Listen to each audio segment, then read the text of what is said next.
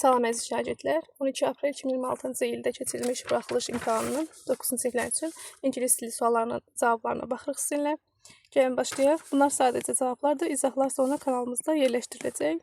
Deməli 5-də olacaq D variantı, 6 olacaq C variantı, 7 olacaq D variantı,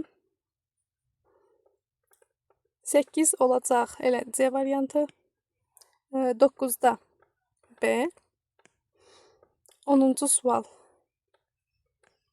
Y, 11 B, 12 1 və 4.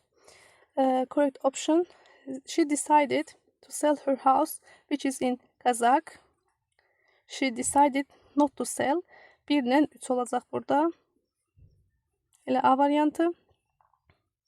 Yəni düzgün variantı isə bizdən 4-də A və building is əzəzdə biz bilirik ki, sadə olmalıdır. O da olur B variantı. Araya heç bir şəkildə daxil olmur. Worry narahat olmaq, scream qışqırmaq, havada örtmək. Deməli 2 olacaq A. To feel that something bad will happen. Bu olacaq B. Bir də olacaq B.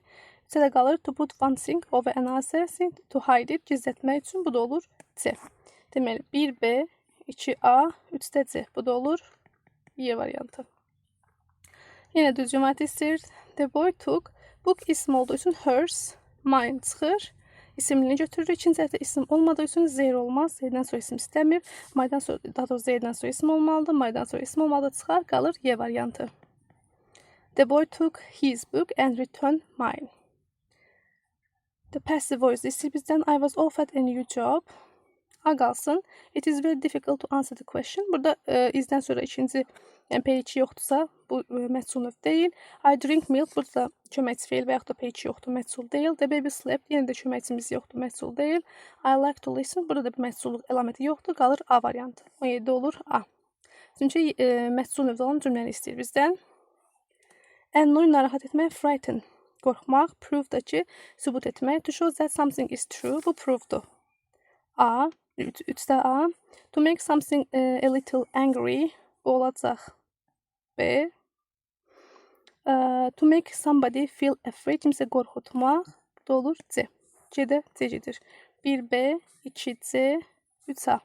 Bu da olur C variantı. Was your first grade teacher? Kim idi deyir. Bu da olur who. Elə A variantı. Sənin 4-cü sinif müəllimin kim idi? 20-ci sualda.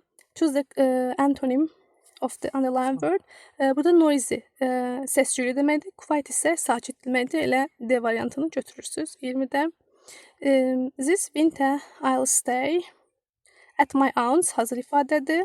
For 2 weeks 2 həftə üçün xalamgildə ya da ki bibimgildə qalacam. 21-də olur D variantı. Choose the correct option. One of the tables. One of-dan sonra tək xəbər gəlir. 1 doğrudur.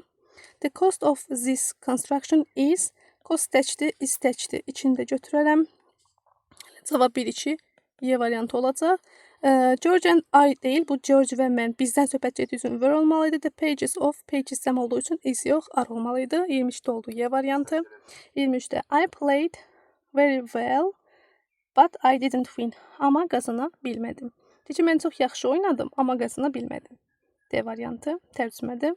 The singer, his new song at the moment, hal-hazırda dediyi üçün is singing olur. B variantı 24-də. 25-də negative meanings. Embraced, utanmaq, peaceful. Müsbət mənadadır, confident müsbəti, creative müsbəti, disrespectful da hörmətsiz. 1 ilə elə 5 qalır negative meaning olaraq. Hər biriniz uğurlar əziz 9-lar.